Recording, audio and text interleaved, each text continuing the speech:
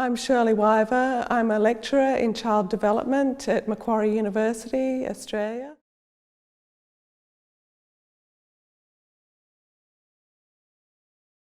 I'm speaking mainly about Sydney, about outdoor play in Sydney preschools and schools.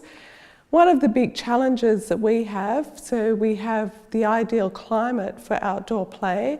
It doesn't get too hot. It's usually the break when it's really hot. It doesn't get too cold and children love to play outdoors. We do have some issues about sun protection, so we do like to give children a bit of shelter, but our biggest issue is probably the amount of space that we give children. So in Sydney, in New South Wales, the state that I'm from, the minimum amount of space for outdoors for children is 7 square metres per child. So that's not really enough space for children to become physically active. Even though a lot of teachers, a lot of educators are very interested in outdoor play, we don't have the space and we have a lot of competition for space. And where I'm from, Sydney, Australia, it has one of the highest costs of housing and the big competition for space. So actually affording that space is a big problem. We have a lot of children living in apartments, and so people want their children to be outdoors, but yes, we have those limitations. Another limitation we have is that people have a lot of risk aversion in Australia. So people don't like their children to climb trees or even to be exposed to some of the natural elements. So you probably know Australia is known for all of the dangers of sharks in the ocean and spiders on the land. And so people are fearful of even having a small shrub or tree in the outdoor area that their child will be bitten by a snake or a spider.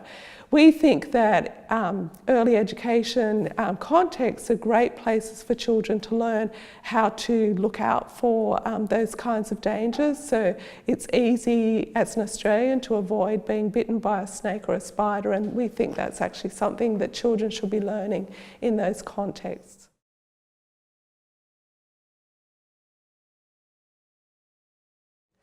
One of our big concerns in Australia, and it is a bit of a global concern, is that a lot of our children are quite sedentary. We actually have very low physical activity levels, and Australia hasn't done well on international reports for physical activity.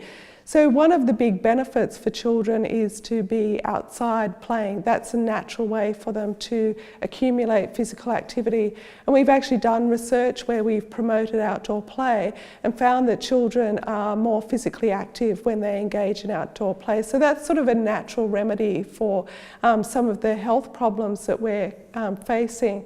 One of the things that we're doing in our research is to use objects that will become landfills, so garbage objects, things like tyres, crates, old bales, things like that, heavy objects that children can move around and manipulate in their play.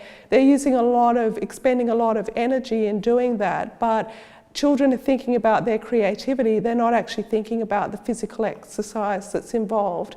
And so we're also looking at different areas of looking at not just the physical activity, we're looking at the energy expenditure and even the cognition that comes from that. A lot of people also, so that's a way of retrofitting into an existing environment, something that enriches the amount of play and has a sustainability element. But a lot of people also are concerned about children's connections with nature, so that children live in a built environment where they don't have a lot of contact with nature. A lot of children in Sydney, surprisingly, would never have had actually tactile contact with another species. So they wouldn't have patted a cat or a dog or really know a lot about the natural environment, and some are quite fearful of the natural environment. So a lot of researchers also are interested in helping children to engage with the natural environment, and the idea is also that it will enhance well-being and scientific understanding and respect for the environment that we have, so preserving our environment in the future.